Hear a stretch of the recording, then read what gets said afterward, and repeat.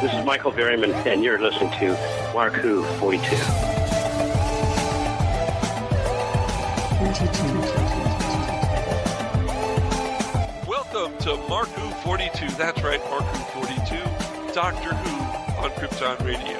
I'm your host, Mark-Baumgarten, and with me, as always, are Christian-basel, patty-hawkins, kayla-ascolillo, brandi-bachle. Wow, we're all here. It's all of us. And today's show is going to be really fun. We have an interview, a one-on-one interview with Patty. And Patty, you got to interview Michael Berryman. Yes, I did, and it's going to be a lot of fun. I freely admit we talk about anything and everything under the sun, but he's a pretty cool cat that's kind of been everywhere and kind of done everything, and he's made some movies in between all that. So it was a great experience. Yeah, and we'll definitely have that for you on here on MarkWHO42. But first,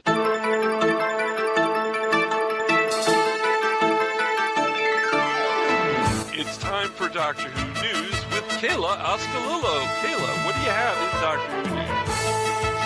Well, there's quite a bit that's dropped.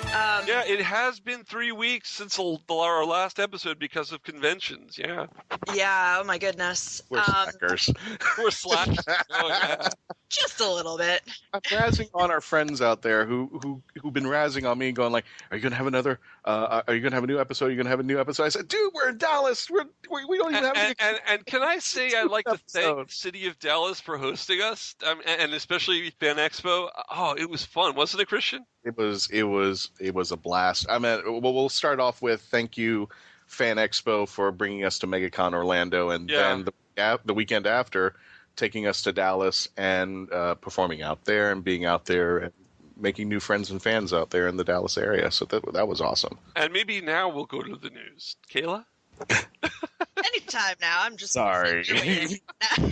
We had to get that out. I had to throw that in. All right, so going back to May. Oh, my God. Backtrack a little Really? bit. Yeah, the 500th episode of Doctor Who magazine. Episode? dropped. They had an episode Edition. of magazines? I love that. Episode edition, the Issue. E-word. We're comic fans, too, in magazine fans. Are you gonna let her do the news or what? Yeah, maybe I'll just step out. I think No, Kayla. Talk about the 500th issue. yes. So the 500th issue edition, however you want to call it, did drop, which is huge. I mean, 500 issues for a magazine, especially something like Doctor Who, is pretty awesome. It is. And, the cover of the magazine, well, there were several covers of the magazine, but one of the covers of the magazine was a homage to issue 1 of Doctor Who Weekly. Instead of Tom Baker, they had Peter-Capaldi in the picture, but it was the same thing. And it had the little ad saying that they were going to have stickers in it, and it had a Dalek on the cover. I mean, it was the exact image except for the person in it. Yeah, so old timers remember Doctor Who Weekly / Doctor Who Monthly. Yeah. It was a good magazine. It still is a good magazine. And it was aimed back then, at least, for children mostly. I mean, it definitely had the comic strip. It had a couple of feature articles, but they were definitely written for children. And then, at the very no, you have to admit when they. Are you thinking about like the old Radio Times when he was actually Doctor Who and stuff like that? Because look at this way. When I first started getting it, when it was imported to the United States, it was at the tail end of Doctor Who Weekly, and then it became Doctor Who Monthly right after that. And I swear my comic shop owner just knew I was the only Doctor Who geek, and I swear I think he only got them in just to sell them to me. Yeah. And I was a kid when it came out, so it was fine that it was tailored to kids. But now it definitely tailors to adults, to everyone. It still has the comic strip. It has the feature articles, but they're definitely more in depth. They are definitely written for a much more educated person than the old ones were. If you're a kid and want to read it, you've got Doctor Who Adventures now. That's a whole nother magazine. So the weekly is kind of like Doctor Who Adventures. At least I think so. Yeah, well. But it's a happy 500th. Happy 500th, guys. Alrighty. So they have 2 different costume auctions going up right now. One is with Bonhams, which has done different auctions before. They are auctioning off stuff like an old drone Dalek from 2005. They've got Amy's costumes, Astrid's, Sarah Jane, Rory. So that one actually doesn't start until the 29th. Of June? Yes. Okay. Yeah. Okay. And then they have one that just started kind of on the 8th of June with Bamford's Film and Memorabilia Sale, which is actually doing classic series costumes. So they have stuff like a Dalek Trooper, a Magma Beast, a Soldeed costume. I am so buying that. Oh, I'm crying. Where are you? Oh. Oh, God, I'm cashing in my retirement account. I know. You got to do it. He's buying 2. One he's going to take to the cons to dress up, and one that's going to be like in an underground laboratory he will never release out there. I will sell my prisoner original art. No, oh my God. Take that back. I wouldn't do that. No, you wouldn't. My God, this is Saldeed costume? There is. There's a lot of, like, there's an old school Cyberman. I mean, there's a lot of classic costumes that are up for sale, and I can't even begin to imagine the amount of money some of these are going to sell for. Yeah. I can imagine Saldeed is going to sell for probably in my price range. Patty, can you do Soldeed? Can you do a voice of him? I'm just betting you can. It's very proud, and you got to do him. Lord Nimon, it is I, Soldeed, in the name of the Second Scoron Empire. Horns of Nimon. Oh, what a great episode. And with that, we end the show, folks. Have a great day. That's it. We're done. And here's the kicker. I always say, out of all the bad Doctor Who stories, and yes, they are, okay, that is my favorite bad Doctor Who story, because it has the single most annoying Doctor Who character of all time. And it is not Saldeed, it is Astrid, that stupid bint that's all obsessed with the prince. Don't worry, Doctor. You know, it's like if the Nimon comes, he will deal with it. It's like, you wanted to see her die horribly! Oh, wow. Well, maybe we should pool the money together and we'll alternate wearing them at different times. Well, it's only going. If anybody's wearing that, it's going to be me and me alone, although I can't go be.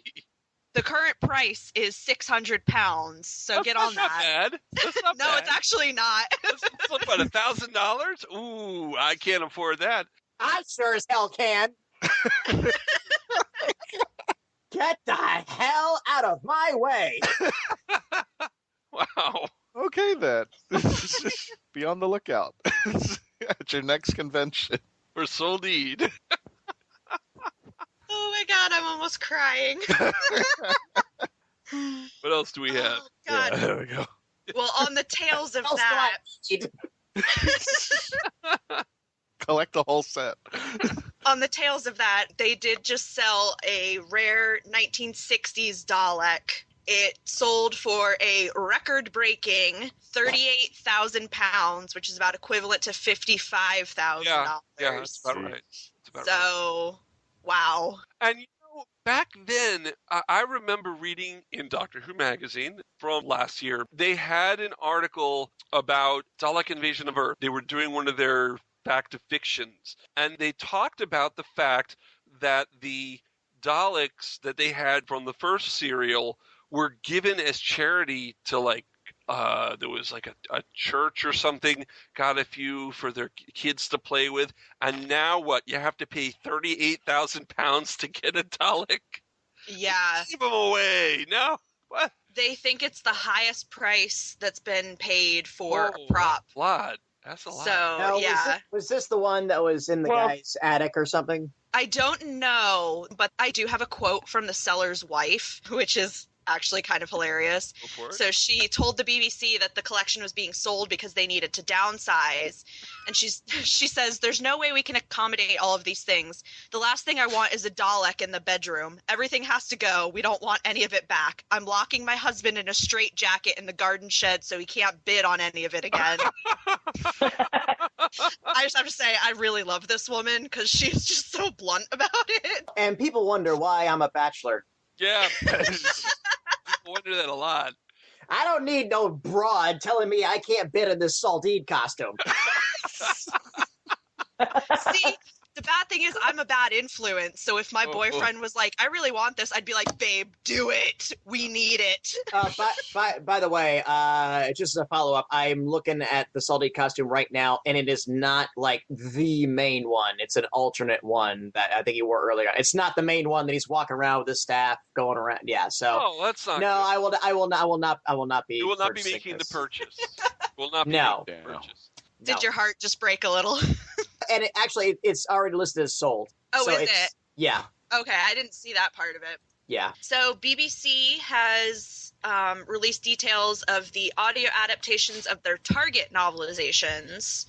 So they're going to be releasing Doctor Who and the Claw of Axis, Doctor Who and the Sontaran Experiment, Doctor Who the Makra Terror, right. Doctor Who and the Invasion of Time, and Doctor Who the Time Meddler. Well, now see, what's interesting is I'm selling original copies of those books. You can buy those new reprint things that they're selling, or you can come to our next convention and buy them from me. Oh, that's a plug. I got a drink. Insert shameless plug. All right. Yeah, vodka went down the wrong pipe. Wow. Because we're classy here at MarkWHO. Just gurgle a little bit so we can get something going there. Yeah. Oh, I gotta. Oh, God. What are you doing over there? Do we really want to know? No, we really don't. No, I'm choking. I'm choking on the vodka, and your guys are just making jokes. All right. Okay. Okay. So you were saying, so they're reprinting Target novelizations. They are actually making them into audios. Oh, audio. Oh, these are the audios. They do audio. Yeah. Right. Yeah. Okay. Yeah. They're being released as audio. Right. Right. BBC Audio. Yeah. Oh, I thought they were reprinting the books, putting me out of business. Are you BBC? Yeah. Really? You really think you can take me on? You really do? Really? Oh, they totally could. Yeah, they could. Yeah, I'm dead the second they try. Yeah. That's grass, and they're the lawnmower man. So actress Penelope Wilton, who played Harriet Jones, was just made a dame in the 2016 Queen's Birthday Honor List. She got promoted to dame out of Prime Minister now, or Flydale North at least. Yeah. Yeah. Oh. Also honored was actor Brian Blessed, who is alive! Order of the British Empire. Patty's having flashbacks. We're all in trouble. Yeah, no, Penelope's a great actress. Penelope was on Downton Abbey. She's done Doctor Who. She's in a lot of things over the years. She was in Calendar Girls, and you could see her nays. Yeah, you could, and all, you know, and now she's a dame, and now that means that Brian Blessed is a knight, is a Sir Brian Blessed. Is he a sir? He's got an OB. He's officer of the Order of the British Empire. Empire. Oh, the same thing that Russell T. Davis got last year, right? Yeah. Oh, yeah. OBE's not quite the same. I thought the OBE was usually done for New Year's, not for her birthday. Though I would like to see Brian go out to war somewhere and do a yell, some kind of war chant. Well, we did talk about making that movie with all the knights and OBEs fighting a war. Yeah. We did talk about that a couple of months ago, the last time she did the Queen. Oh, he's got to lead the charge, though. Now he can't. No, the plot of the movie that was going around was it involved like actual knights. Right. So it was like Sir Elton John. Oh. Yeah, and those guys. And the script was written specifically with them named and in mind, and they just couldn't get it off the ground. Right. But yeah, Brian Blessed, he's just, he's made that man live forever. He's just funny, he's witty, he's got that stentorian voice. He's the oldest man he attempted to climb Mount Everest several times, and through no fault of his own, they had to turn around because somebody else on the team got injured and whatever. So I mean, yeah, he's an institution. I've loved Brian way before Flash Gordon, but Flash Gordon, he made the movie, him and Topol. I mean, really, those. All of Flash Gordon. It's weird because and of course Jason King, Peter Wingard made the movie too. No, you gotta understand, Flash Gordon, despite all its criticism and everything else, I will defend it for this one reason. Flash Gordon is the most perfectly cast film of all time. It is. Of all time. I agree. God decided he wanted to see a Flash Gordon movie, so we put all those people and all those souls and all those bodies on Earth to conjoin at that point, and that was it, you know? George Lucas only wishes he could have made that movie. Like I said, in my Geek Stand-Up Act, I do a thing where, what if George Lucas, do it? And there's a parallel there somewhere where Star Wars was made with the cast of Flash Gordon. Mos Eisley, Spaceport. We will never find a orchard hive of scum and villainy. We must be cautious. You do Wingard so well. Okay, what else do we have in the news? You never heard of the Millennium Falcon? It's the ship that run the Kessel Run in less than 12 parsecs! Okay, Kayla? I just can't even with this episode right now. We can't either. Oh, God, the train Can is you derailed. on with this episode? That's the real question. Yep. All right, so Series 10 is going to start filming next week. All right. So, woohoo! And it was just announced that Matt Lucas, who played Nardole, I believe, yeah. in The Husbands of Riversong, is going to be returning. Which is weird because he's stuck in the bowels of a robot. So somebody explain that one to me. This is going to be an interesting take. Well, they probably spent a lot of money on that robot outfit. They want to get their money out of it. There you go. That's true. And they also announced that Stephanie Hyam has been announced for a guest role. She appeared in the New Year's Day episode of Sherlock. She was in Peaky Blinders. She was in Jekyll and Hyde. So she's got a couple big things under her belt. Brandy, do you have any other stories? I do. As it turns out, for Class, Patrick Ness revealed that Class is to feature a LGBT character in one of its lead roles. The showrunner, Patrick Ness, did tweet after attending a vigil held in Cardiff that he had been asked if Class will have a LGBT representation in it. He also mentioned that the character will have a boyfriend who he kisses and loves. Then he also added afterwards that while they were keeping it a secret, today that secret doesn't seem very important. He also added that tweet with the hashtag #LoveWins. Any more news? We do not have any more news. Oh. But we do have some birthdays. All right, birthday!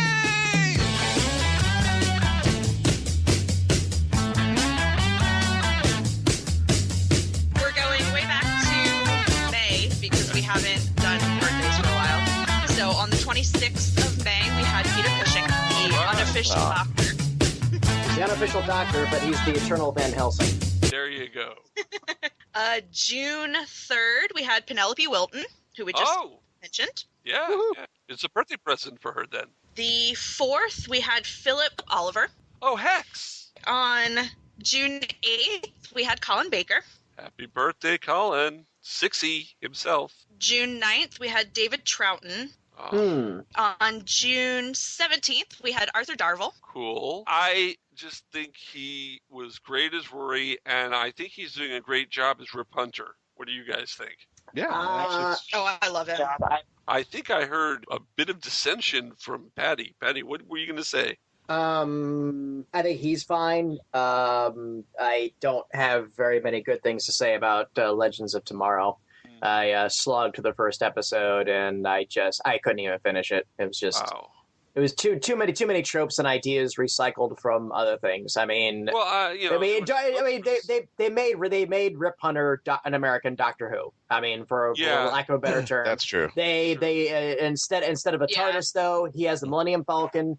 And it's really pissing me off that they're making Ray Palmer a DCU version of Marvel's cinematic Iron Man, replete with the attempted snarkiness and the egocentricness and everything else that Downey brings to the character. That is absolutely not Ray Palmer the Atom.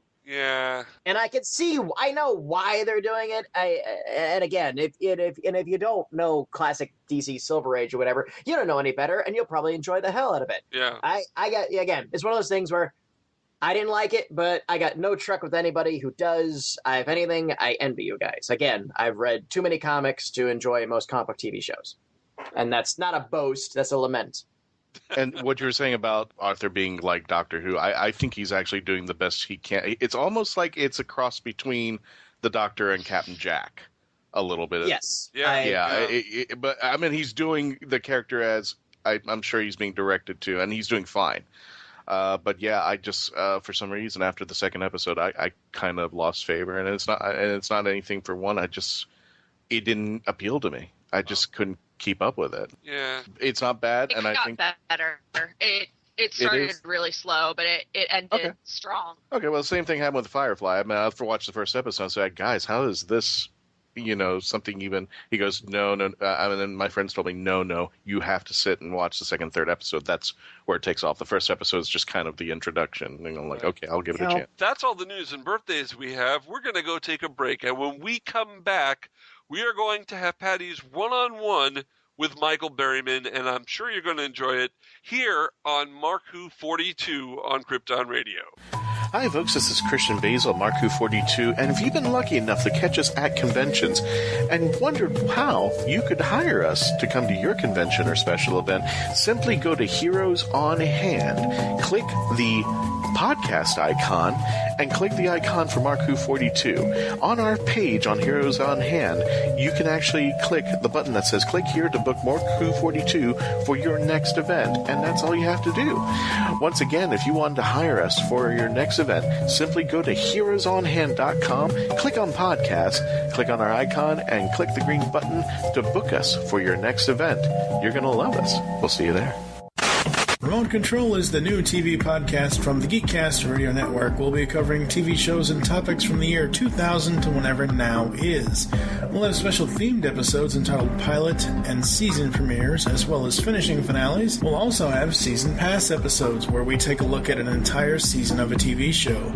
Remote Control can be found on iTunes, Stitcher, and www.geekcastradio.com. So tune in, because we are all remote controlled. The voice of Christian-basel, take one. Hi, I'm Christian-basel, and I would like to provide my voice for all your voiceover needs, such as... Okay, like an announcer. Like a what? Like an announcer. For all your voiceover needs, such as animation, radio, announcements, introductions... Now an old man. I can even record voicemail for all the Meshuggahs that call you. A pirate. Arr, and it won't cost you a lot of treasure for me services. Arr. Creepy movie voice. Just call 407-761-2679. 407-761-2679. Or email voiceofchristian-basel@yahoo.com. Well, how was that? That's a wrap. Say, Jarvis, is it that time? The house party protocol, sir? Correct. The Pull Bag is the GCRN's comic book review and discussion-based podcast. Join your hosts, DFU and Mike, and the rest of the GCRN crew as we make our way through the comic book world. Inside the Pull Bag, you'll also find back-issue classics, Origins episodes, After Darks, and so much more.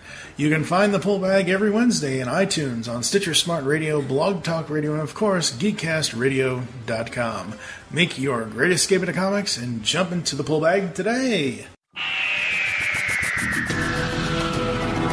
Hello, I'm Nicholas Briggs, the voice of many monsters on Doctor Who, and executive producer of Big Finish Productions. And I'm pleased to announce that MarkWHO42 Books have joined forces with Big Finish to bring you Big Finish Audio. There's this fella who calls himself the Doctor, and he says he has saved me, and we are in his time machine. You all right? I think I've broken something. What about you? Yes, I'm fine, thanks. I rather think I broke your fall. Oh, sorry. MarkWHO42 Books will now offer to bring you the best in Big Finish audio. But why are they here? How do you do? I beg your pardon? Oh, no need to. I'm the Doctor, and this is... I am Leela. By all means, please do come out to play, Doctor. I'm waiting for you. To find where MarkWHO42 books will be, go to markwho42.net or on their Facebook site at MarkWHO42. What are you saying? They fizzled in somehow, like the TARDIS? Yeah, transmat from another dimension. The TARDIS doesn't fizzle. It's more of a...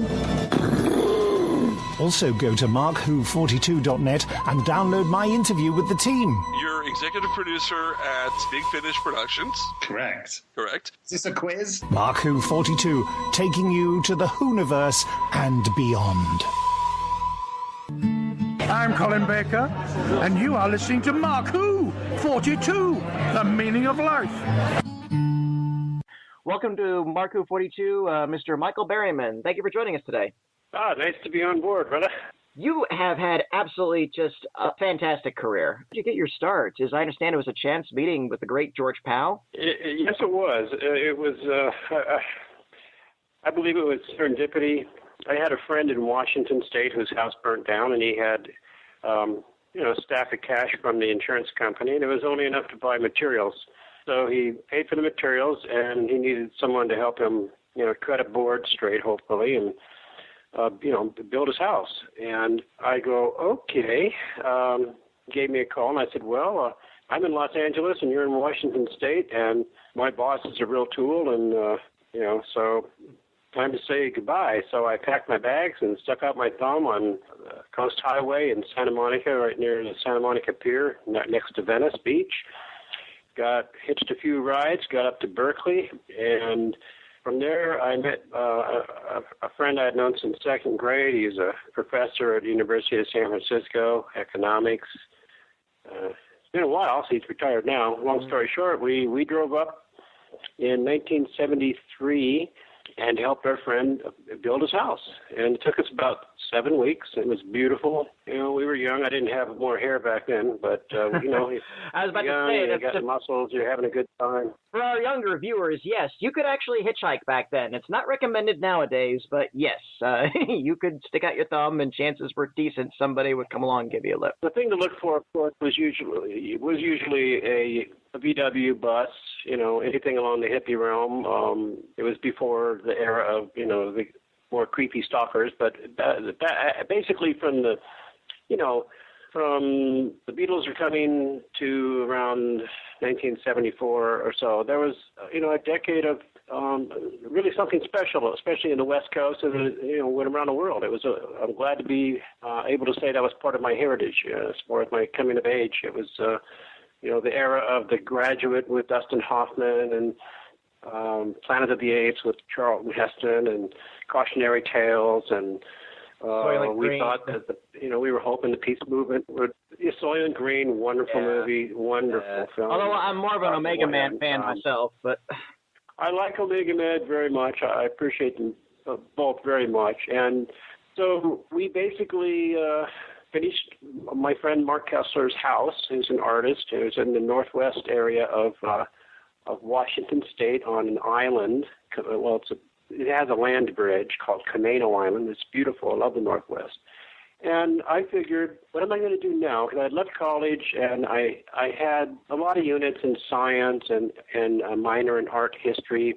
But with my medical issues that I had from birth, I couldn't do a lot of the regular jobs. And I'd done a lot of things, lumberjack, scuba diver, volunteer with the sheriff department. I had read that early on you were exploring military service, but because of your issues, you completed it. Actually, I took ROTC training in University of California, San Luis Obispo, because we had the draft, and I knew with my heat issues that they wouldn't want me, but at least I got 2 units instead of a half a unit. You had to take PE, which is important.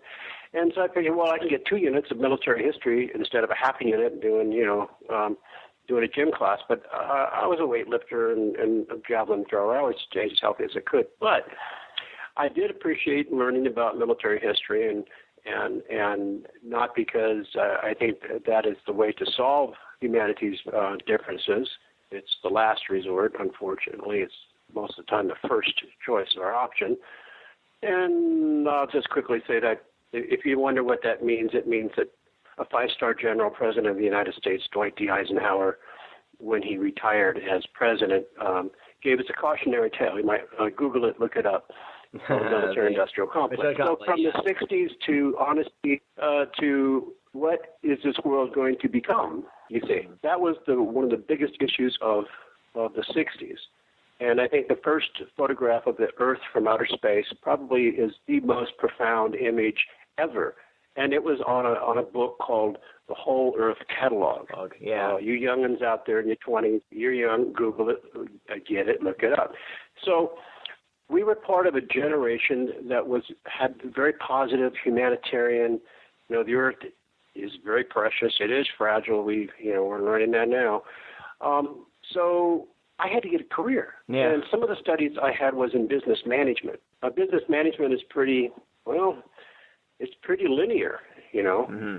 And there's not enough humanity. I got involved in the restaurant industry, and I still enjoy that, but I didn't know where I was going to go. So I figured, well, it is beautiful up in the north, in the north, so I thought I would homestead in Alaska. Wow. And I went back to California, and I was getting my things together, and I opened up a little gift shop in Venice Beach, and across the street was where I met George Powell. I loved good movies. I studied art history, but I couldn't draw very well. I was kind of getting into photography, and here this wonderful gentleman walks up to me, and he says, "Hi, I'm George Powell, and you have an interesting look. Would you please be in my Doc Savage movie?" And I go, "Yeah, really?" And then he handed me a card, and it said Warner Brothers, and I said, "Oh my gosh, you know who you are, don't you, George? I mean, you did War of the Worlds, Journey to the Center of the Earth, and The Time Machine." And he kind of gave me a look like, breathe, and he said, just say yes. And I did. And I worked 2 days. I was Taft-Hartley'd. That's a labor law. That allowed people to work in a union for 2 days, and on day 3 you have to join the union or pay your dues, something to that effect. So I had a union card, AFL-CIO, Screen Actors Guild. I had a lot of friends in the industry, in the Catholic side in L.A. early that were like Tony Caruso, who was in the Star Trek episode where they go back in time and they're emulating the broadcast from television from Earth, and everybody's gangsters, and the guy with the mole on his cheek. That was Tony Caruso, very dear friend. A piece of the action. That was the episode. And so I got done. I got paid. I think I got after taxes $500, 2 days work. Well, for the early 70s. That's pretty good cash. That was good cash. Well, that was actually. That's good cash now. Yeah. No, it's not this. So I didn't know what I was going to do.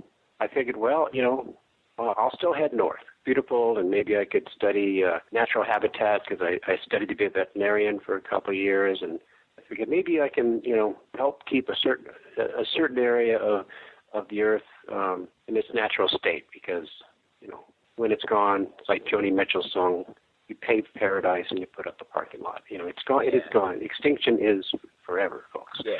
So I had all of these altruistic plans, and you work with them throughout your life, and I still didn't know what I was going to do for a living. Mm-hmm. And then I got another phone call about almost a year later, and it was a casting director. And she said, we were casting for Doc Savage or George, and that's how we got your phone number.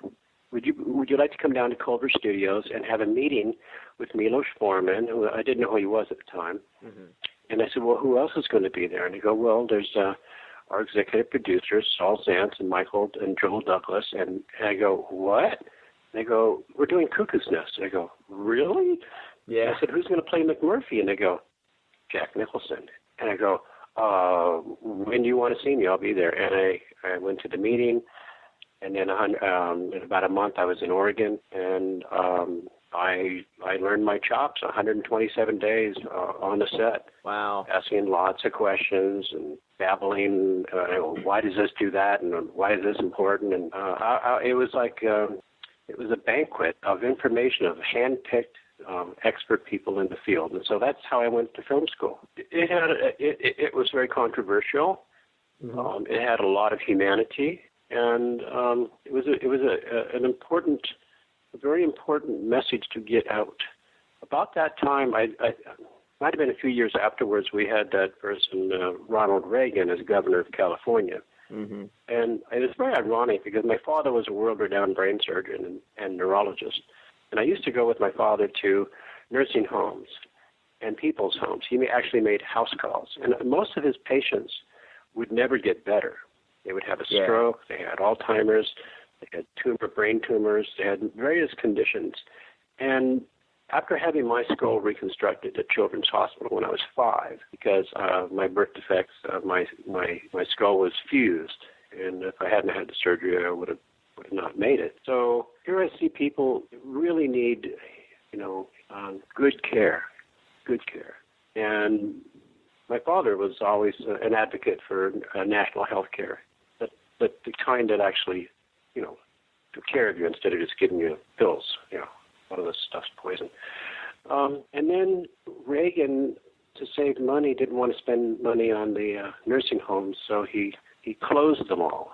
And you could not get a shelter or food or a bed unless you were a felon. So people in prison were treated better than those with mental health issues that were in state hospitals. They weren't the nicest places in the world, but when he kicked them out into the street, they became our first major homeless, and we know how that they didn't fare very well. Yeah. So humanity was a key theme in Cuckoo's Nest and in my life, and has always been. So to experience that and Cuckoo's Nest in a parallel universe, like you alluded to, was very, very. It was very interesting, especially in the scene when Jack Nicholson is talking to the other inmates, to the other patients, and he's saying, "Are you telling me you're voluntary?" It was during that speech. Yeah. And he goes, "Oh my God, Billy, you have to be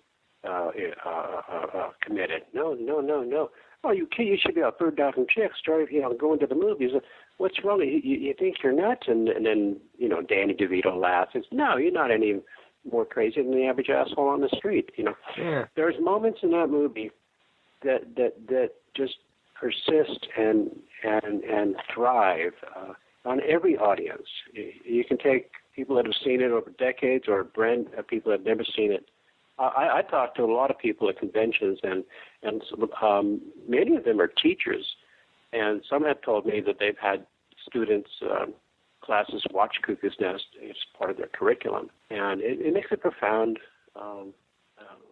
statement for them, which is good. So I was forever grateful to George. I figured that has to be the end of my career, right? I don't look like everybody else.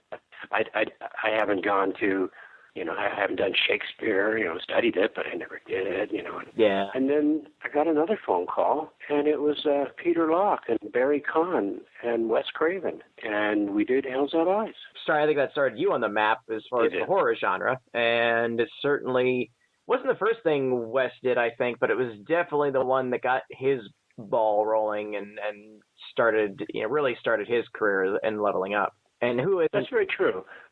Glass House on the Left is very brutal to watch. It makes a statement. But The Hills Have Eyes. I actually had an LA Times full-page ad of the poster of Hills Have Eyes, of which they were so gracious to let me be the poster child. And in the lower right-hand corner was a little box about maybe 3 inches square, and it said, "In a galaxy far, far away."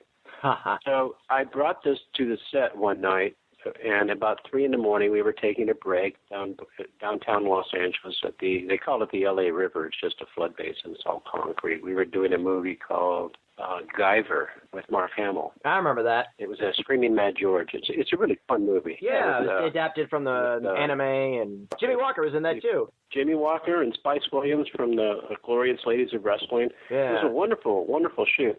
Well, that night I brought a Sharpie and that newspaper, and we were taking a break, and I said, "Hey, Mark, look, I got my first poster." And he goes, "Oh, that's so cool."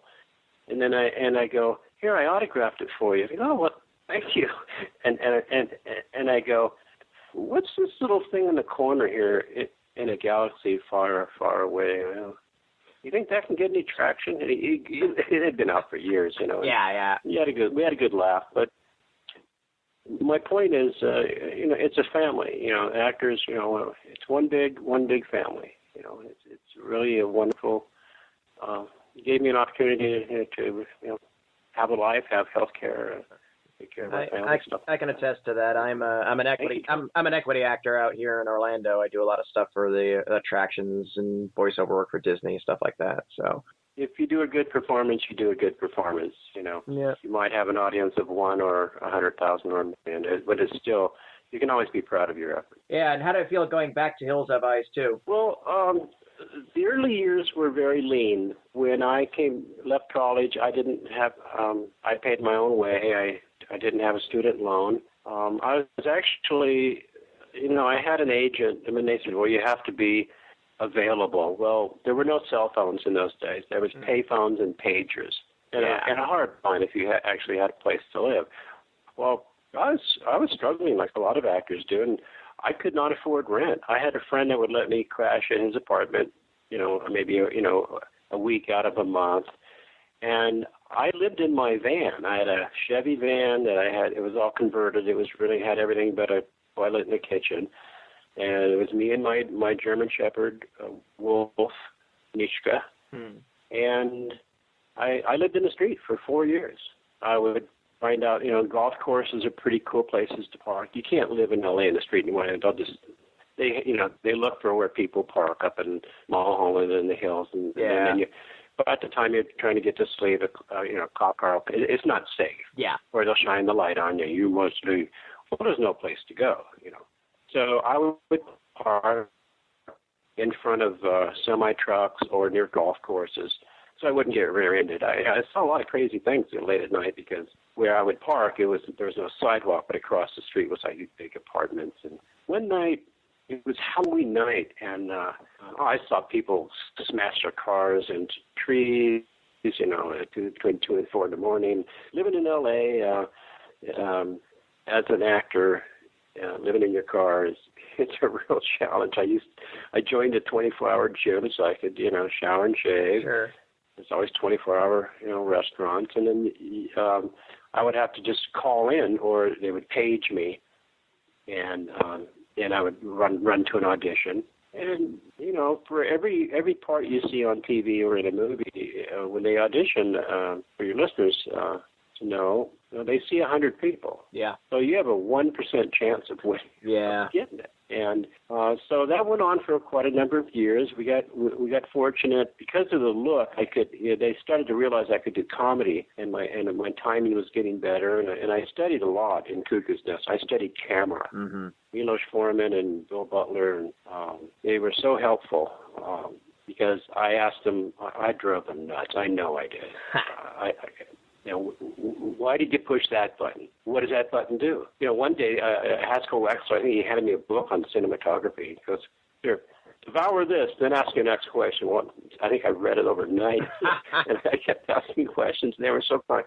They were so kind to let me look through the camera, through a Panavision camera. And over the decades, you know, when I work, there's a lot of actors that, if you're an actor and you're hearing this conversation, just know that it's good to understand what everybody else's job is on the set. You know, it's good to know if they're quick setups and turnarounds, don't be running off to your trailer or craft service or tweeting or texting. Be available, because every minute costs hundreds, if not thousands of dollars to your producers. Absolutely.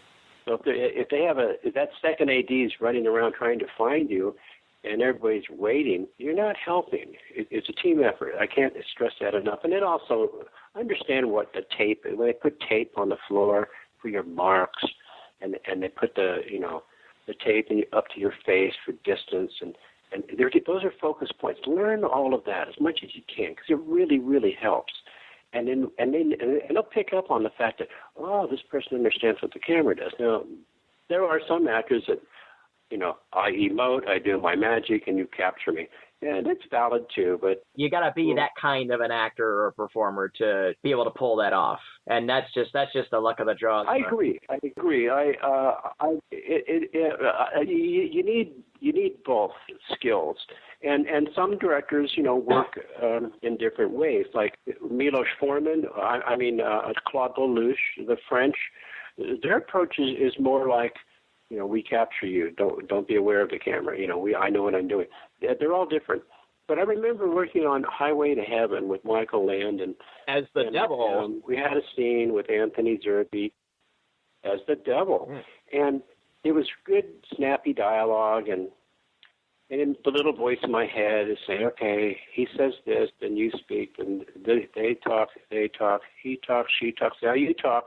I got it all memorized, and all of a sudden my mind went blank, and I had nothing. Michael says, cut, and the script lady had the script right in front of my face and pointing to the words, and, oh, yeah, that's it, yes, thank you. Okay, go. I nail it, Okay, moving on. Mm-hmm. So we're going to the next setup. Michael pulls me aside, puts his hand on my shoulder, and he goes, don't worry about it. We all forget our lines once in a while. But the way he said it was, maybe I messed up. And then he kind of smiled and he goes, he says, look, it does happen to everybody, but I only hire people that have the reputation of really being prepared. And I hired you, so you did fine. And I said, okay. I said, I was just a little nervous. He says, no. He says, hey, when I was in Little House on the Prairie, when I was doing Bonanza, we had challenging days. And I'm going, okay, this is a pretty cool guy. And then he hits me with this. He goes, the reason I like people to be very well prepared is so not because I don't want to pay overtime, but I want my crew who have been with me from Bonanza days. And I want my crew and my actors to be able to go home in time when we're shooting in L.A. to have dinner with their family. And I go, wow, this guy's pretty cool. Yeah. You see, yeah, he had a lot of wisdom. Michael Landon was a pretty straight up guy. Yeah, I was just saying, wow, Anthony Zerbe. I'm actually a big fan of his. He's impressive. Noah's just great, just classic. He can do anything. Yeah, it's great classic. Everything he does is just top notch. The guy's great. Yeah. How many people came up to you in the 80s and say, hey, dude, smoking in the boys' room? Thousands. Thousands. For our listeners. The crew, Motley Crew. I love the guys. We did 2 videos together, and I run into them once in a while, and they're just delightful. We had a lot of fun. The ear wiggle was just too much. They actually cut the ear wiggle out at the end of an MTV airing over time because it had been on forever. Mm-hmm. Smoking in the boys' room. Yeah. And people got upset, and they said, I want to see that ear wiggle back. And so I was doing some voiceover for, I forget what the movie was, and the guy says, who's in the booth, he goes, hey, I knew you were coming in, so I have something for you. It was my worksheet from when I had to put your ear wiggle back in because people were demanding it. So here's my worksheet, and it's all the stuff he had to do that day. And then like halfway down the page, it says, Motley Crue smoking in the boys' room, ear wiggle, 4 seconds, reinsert. Wow. It's one of my prized possessions. Wow. And for our listeners that don't know what we're talking about, Michael was in the rock video for Motley Crue's #1 single off of their 3rd album, Theater of Pain. It was a redo of Smoke in the Boys' Room. Huge hit at the time. Very huge hit on MTV, back when MTV actually showed videos. And yeah, that actually goes back to your point too. That was before electronic media. You couldn't just download or watch a video on YouTube. People would wait and watch MTV for hours waiting for that one video that they would hope they would play. And if you were lucky enough to own a VCR, you'd have that going. That's true. But yeah, and now that you think about it, I think I do remember a while later, like watching it and seeing, yeah, you did get sort of cut out at the end. And I think it's fantastic they put it back in. Well, that is superb. They put it back in. Wow. That's true. That's true. True story. And around that time, you got involved with the Star Trek family. Not once, not twice, but 3 times over the years.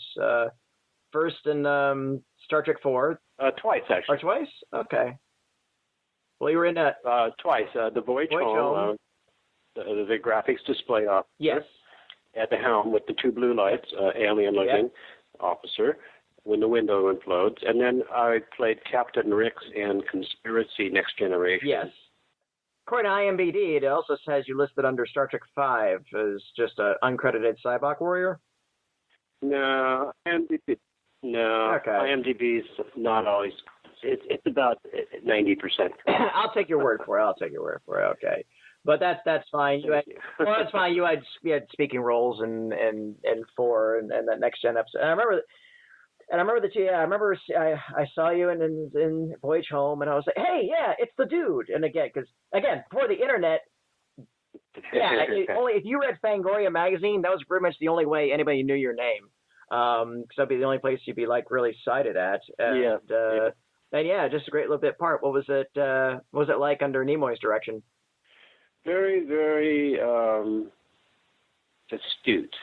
He was a very smart guy. He knew exactly what he wanted. He was gracious. He was really involved in every aspect of it. It was a real treat to work with him.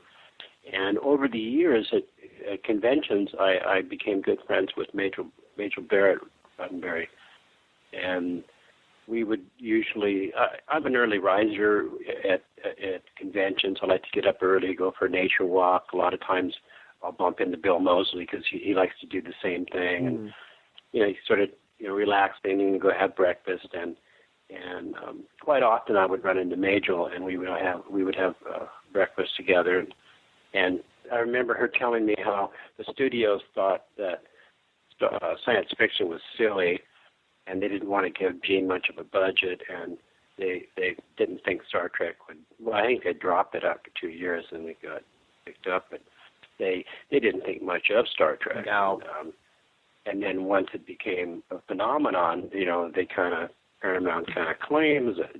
That's why people ask me, why don't you have any Star Trek pictures at your table when you're at a show? And I go, because they will sue me. Really? In my contract, I'm not allowed to. Yes. I was in Los Angeles years ago at a creation convention, and I saw suits walking up to people's tables, and then they would remove anything Star Trek if they didn't have written permission, and then they would give them a subpoena. And I had a couple, and I go, whoa! I hid them immediately, and then I said, "You're welcome to look at my stuff. I ain't got nothing." And that's the last time I ever, signed anything Star Trek, until they started to make the collector cards. Dunruss did a really nice hologrammed run, I think, of 1,000. Yeah. And then every once in a while, I'll get a nice package from Paramount's people, whoever are doing the cards, with a nice letter, a contract, a nice check, a special pen, and a box of these cards, and always a few extras. In case I goof up, I have to get the full amount done. But I never goof them up because I keep the others for my collection. Sure, yeah. I'm a Trekkie. That's kind of blowing my mind. That is it just that Paramount just wants a piece of the action? Because I mean, how do all the other Star Trek actors, or is that just something that was inimical to just your contract and anybody who happened to be on Star Trek 4? Well, I don't know. I have not seen their contract. I know I have been at shows where George. I know George pretty well, and then a couple where Shatner, and they're all. Trust me, it's all contracted, and it's all handled by them, and they get a pretty penny for them too. But great storytelling. I mean, come on, Star Trek. I mean, to take the human condition, as it is today, at any time in history, and then you go, wow, how could it be different? Well, then you go to outer space, or you go back in time, or you go forward in time, and then you deal with it. I just think it's a classic storytelling. Oh, absolutely. And it gives people an opportunity to. It's escapism. It's escapism. I mean, Doctor Who. I mean, it's amazing. I did a show in Florida last month, and very popular. It was mostly cosplay and Doctor Who people, and the outfits and the conversations with the people are amazing. These are highly educated people, by the way, engineers and teachers, and I eat that stuff up. Well, as someone who attended that convention, thank you. Well, you're welcome. And the children, they're having a great time. I asked the kids, I go, is it fun to see your parents dressed up like this? They're kind of acting like large kids. Yeah. Are you okay with that? And they just smile and they go, oh yeah, we do this all the time. It's fun, So for anyone who hasn't been to a convention, I say, come on out. It's a lot of fun. You'll have a good time. You can pick. I've been getting comic books that my mother gave away. I've been recollecting my Superman DC comics that my mom gave away when I went to college. Sure, of course. I don't know why mothers do that. They don't even know why they do that because I've asked them. The DNA, now parents are savvy. Now they think everybody that the kids now are going to have is going to be worth something. And it's like, no, it doesn't work like that. No, not the new artists, not the new writers. It's got to be the Holy Grail. It's got to be junk before it's collectible. I always tell everybody, even if they're not into the scene at all, it's like just go to a convention once, just to check it out. And you make a very good point though, because my generation of geekdom, which is I was born in 1971, and Star Trek was really my first sci-fi egress, and that got me going on. And then Star Wars, of course, kind of cemented it. And then I discovered Doctor Who in the early '80s, and then I was done. I became a lifer. But my generation, has families, and now you see events, and now the larger conventions are having tracks just for kids and kids activities, and it's it's a lot different from when I went to my first convention in 1981, and it was that was back when you would still buy books. You'd see like the guys with the beards walking around, and if you use the word sci-fi around them, they take umbrage and they would correct you. It's science fiction, And now I'm discovering. Now I'm the age where I'm that guy, being the angry old man at the cosplay kids, It's like, what do you mean you don't know the classic Doctors? So. Oh well, the cosplayers are a delight because they're role playing throughout the weekend, and some of the hours and the detail that goes into some of these outfits are remarkable, absolutely remarkable. It's just a feast for the eye. It's like better than Disneyland. It's just a lot of fun. It's franchised out into its own complete subculture, and it's you could almost even say it's ready to branch off and make its own tree and go in its own direction. Not quite there, but it's almost at its event horizon. I MC a lot of cosplay contests at the conventions I'm booked at, and I'm in awe of the work for it, and I'm surrounded by theatrical people, and this is theatrical quality, it's cinematic quality, and again, these are people with just regular jobs working out of their basement, and they spend weeks and weeks and weeks just to do that one costume and that one. Oh sure. And you just gotta.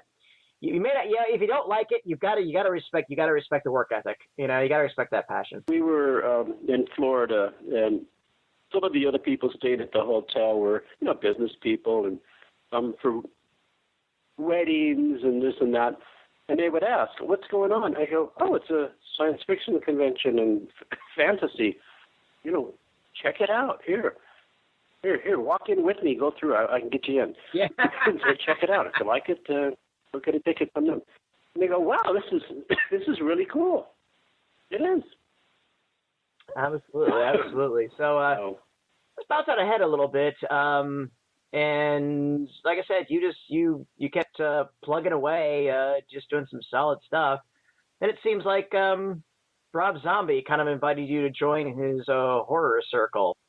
I had a good time working with Rob. I would like to see him fully funded where no one's telling him what he can or can't do.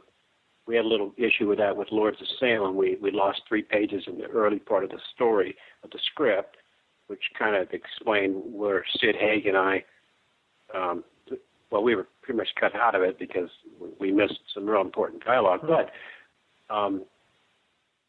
Devil's Rejects, I think, is still. I haven't seen his Halloween. I should, but Devil's Rejects is, from what I've seen of Rob's work, it's really excellent, really excellent. So, and for me, it's a treat to work with my brothers and sisters, actors in the horror genre, especially. It's a tight family. We all know each other, and it's really a treat to work with all of us.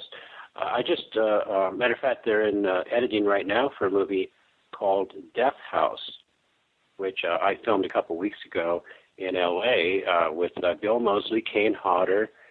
Let me see, who else is in it? I think Doug Bradley's in it. I think just about everybody who's above ground is in it. The original concept was from Gunnar Hansen. We lost Gunnar last year. For those of you who don't know, Gunnar Hansen played the original Leatherface in the original, Texas Chainsaw Massacre. And yes, he passed away about a year ago, I believe, right? That's correct. And then before that was Wes Craven. We went to Wes's memorial in L.A. That caught me completely. It was a wonderful. Out of left field. I didn't, I guess I caught all of us. Wes was incredible good friend, and great wit, very talented, wonderful sense of humor, really decent guy. Same with Gunnar. Yeah. But Death House is be looking for it. I'm looking at it right now, and this is a fantastic cast: Tony Todd, Vernon Wells, Adrienne Barbeau. I adore her. I still have as big a crush on her. Oh, she's awesome. Yeah, I still have the biggest crush on her now as I did 25 years ago when I saw her in Swamp Thing, and I was like, hey, oh wow, this is. I auditioned for. Oh really? No, she's a sweetie, Adrienne's.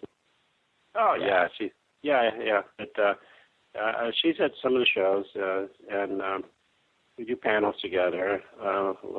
She's a real sweetie. And of course, Death House is going to be. It's got a very interesting concept to it, and I think you'll really like it. Aside from that, I'm just getting ready to move to the Rocky Mountains. I'm moving to Colorado later this year. Good on you.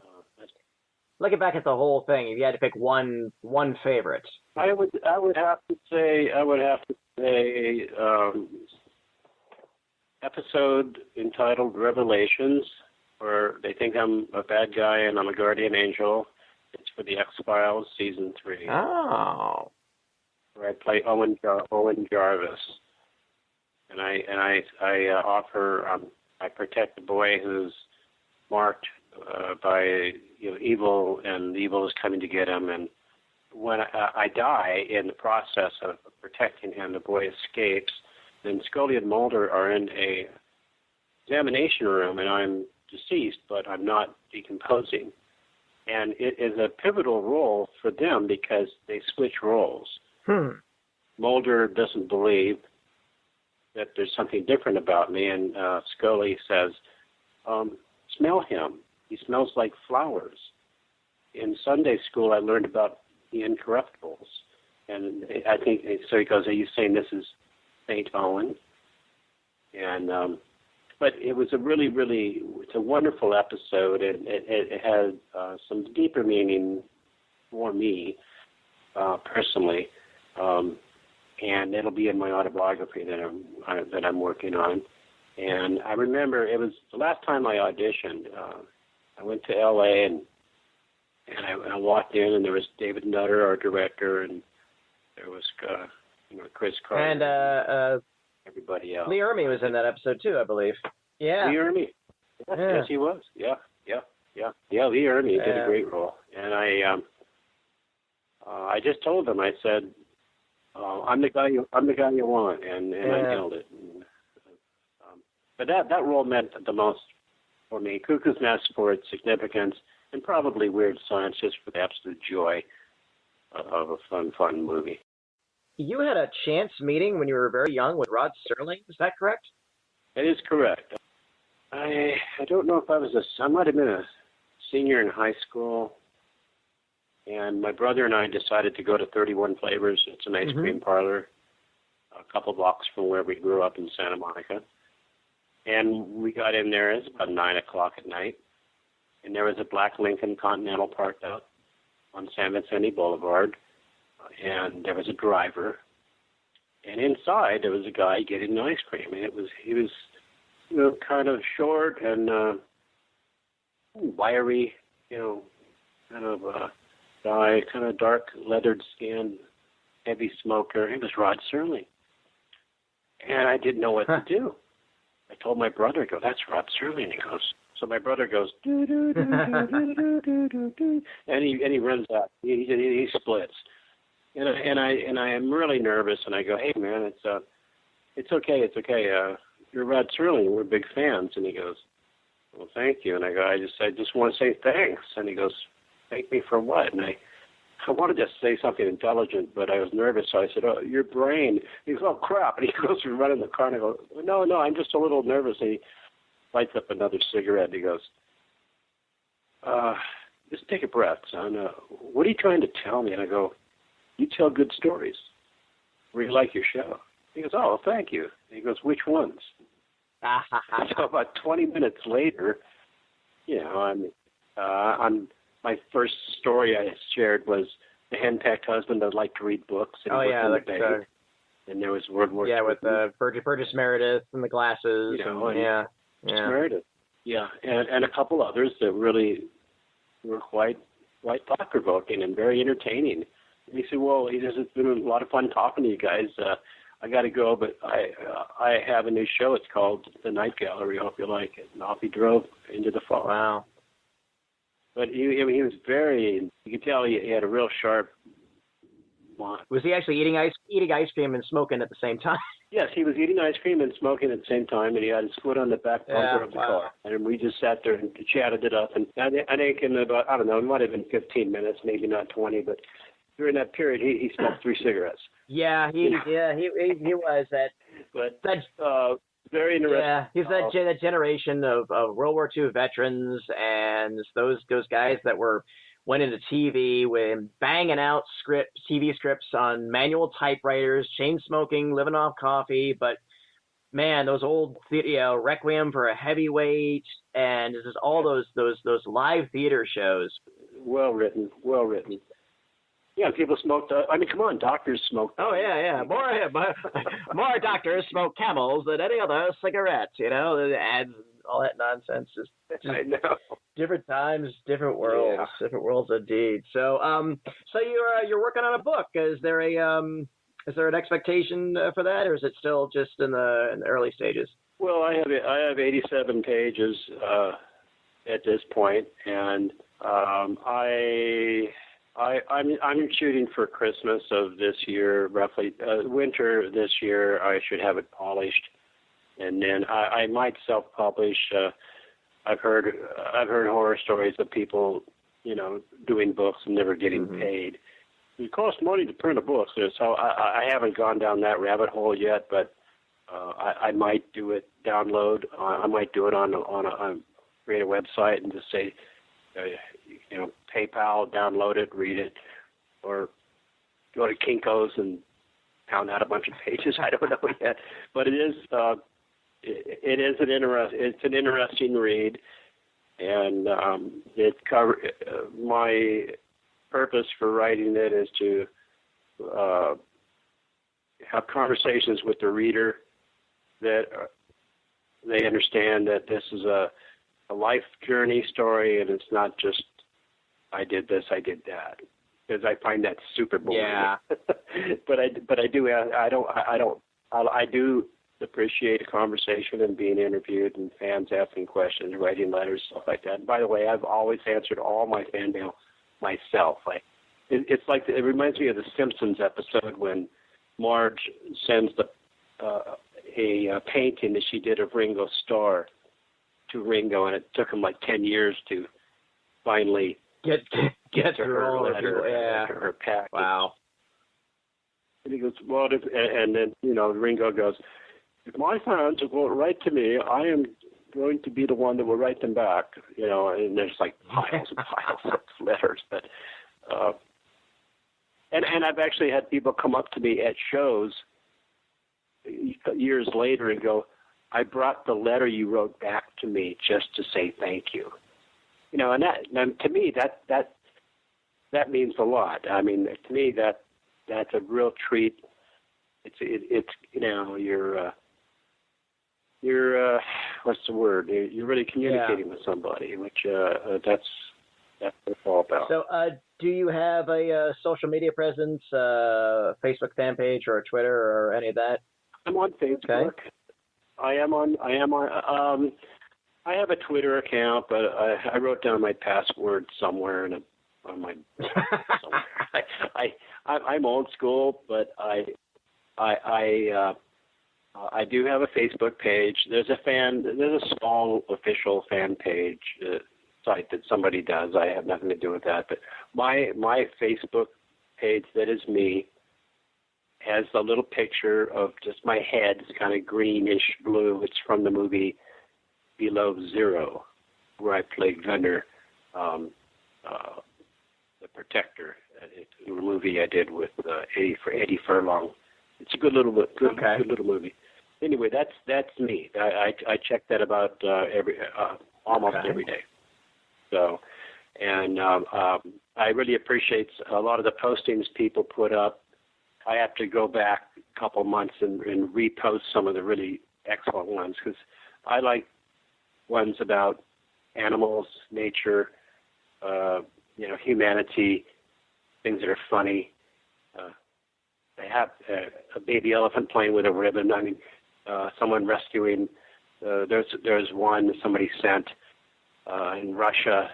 Dog was, on a frozen lake, couldn't get out of the ice. And the guy, takes his shirt off. He goes out there, and busts the ice and risks his life to save this dog. I mean, just there's a lot of that kind of stuff. It really rocks my world. I like to encourage people to realize that, life has we have our challenges, of course, and they seem to get more intense as the years go by, because the toys the idiots play with cause more grief and pain and suffering. And the natural world is very, very fragile and finite. And there's a lot of stuff. Some people say they're conspiracy theories. No. There's a lot of real science out there, folks. And so I guess I'd like to end the conversation with this, and that is, appreciation, I think, is the way to live your life. And to appreciate, the planet we got. Well, that helps me. That too. Well, on behalf of us, behalf of myself, behalf of all of our listeners, I really gotta say, I so appreciate your contributions to the evolution of the genre. Again, I always tell everybody, there's so, the actors and the writers and everybody that was making these effectively grindhouse, drive-in movies so many years ago were the seeds that led to the evolution of geek culture today. And and thank you for being a part of it, and thank you so much for all this stuff. We've met at conventions and passing and stuff, and I've always enjoyed our conversations there. I've always enjoyed our thoughtfulness. I recognize your voice. I know we have. Yeah, I got that nasal twang that I just evolved into, and so with that, thank you, sir. On behalf of MarkWHO42, thank you for joining us. Excellent interview, Patty. Thank you very much. I thought all I did was just kind of nod my head to go, and But I mean, George Pal, wow, yeah, and Serling. I didn't, these are great stories, great anecdotes. Again, he's got a lot to say. Yeah, again, just that I was so struck with the image of knowing that, Serling would take a lick of ice cream and then take a drag on a cigarette and then a lick of ice, then another, then 2 drags on a cigarette, because, again, Serling was this notorious chain smoker, and back when cigarette smoking was a little more acceptable, But Michael Berryman, thank you very much for coming on MarkWHO42. All right, conventions. We've got a convention coming up the weekend. If you're listening to us on our first run, it's this weekend. It's the 17th, 18th, and 19th of June in Fort Pierce. Christian? That's right. It starts this Friday at 4 o'clock, June 17th and 19th at the Habert L. Fenn Center in St. Lucie County, Florida. It is Florida Fandomania, comics, gaming, anime, conventions, and we will be there hosting panels. And, Mark, if I can confirm this, we are going to be having the match game. We are having the match game. Going to make a return there. The match game is happening. But there are a lot of stars out there, including Chris Rook, Chris Harrelson, featured walkers from The Walking Dead, a lot of guests out there. And, of course, yours truly, MarkWHO42 will be out there hosting panels and such. We'll be opening the convention, actually. We're going to be opening the convention. But definitely, if you want to get tickets now, you want to go to FloridaFandomania.com and click on the link for tickets on there. Again, that's Florida Fandomania. That's going to be June 17th, Friday, until Sunday. We're going to be there all weekend long, definitely. And there's tons and tons of Walking Dead guests, but you definitely want to come and see us. And in 2 weeks, on the weekend of July 1st through 4th, definitely if you're in South Florida or come to South Florida for Florida SuperCon, that weekend is going to be a great convention. There are a lot of guests. Go to floridasupercon.com for more information. And MarkWHO42 will be part of the Doctor Who track. It's going to be great, and I think you guys will love it. We've been there before. We're coming back again. It's just a fun convention, isn't it, guys? Oh, absolutely. Yeah. So that's the end of our show, guys. Great show. I want to thank Michael Berryman for coming on. Any final words from the Peanut Gallery? Yes. Obviously, we would be remiss if we didn't discuss the tragedy that happened here in Orlando, which has affected us all to various degrees. I myself had several friends directly involved in the incident at the Pulse nightclub, and all we can say, or anybody can say, is behalf of ourselves and the MarkWHO42 and to all our fans, our hearts are with you, our minds are with you, and love will eventually conquer. And I think we can all agree that's also been the proponents of Doctor Who, and is what brought us here and is what keeps us here.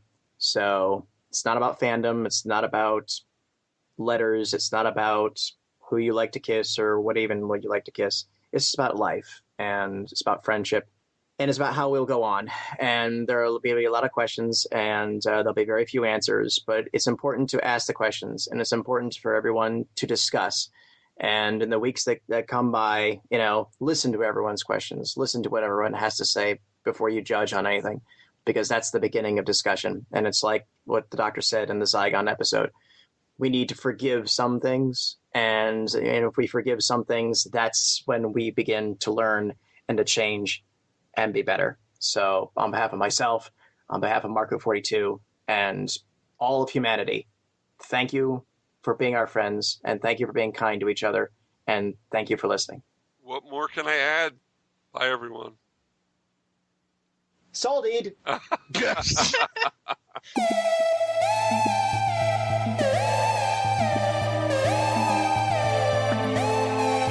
MarkWHO42 is written and presented by Mark Baumgarten, Christian-basel, Kayla-ascolillo, brandi-bachle, and patty-hawkins.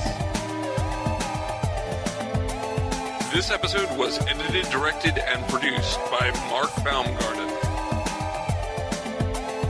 Visit MarkWHO42.net, where you can register and become part of the Whoniverse Army. We can be contacted by email at mark@markwho42, subject line, ? If you'd like a chance to be a guest on our radio show, send an email to our Media Relations Director, Christian-basel, at markwho42media@yahoo.com. You can have MarkWHO42 entertain at your next event or convention. Go to heroesonhand.com/MarkWHO42.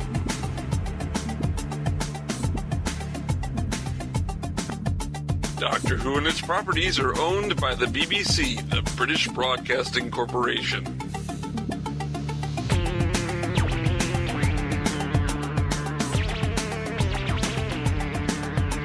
This show is owned and copyrighted by Mark-Baumgarten 2016.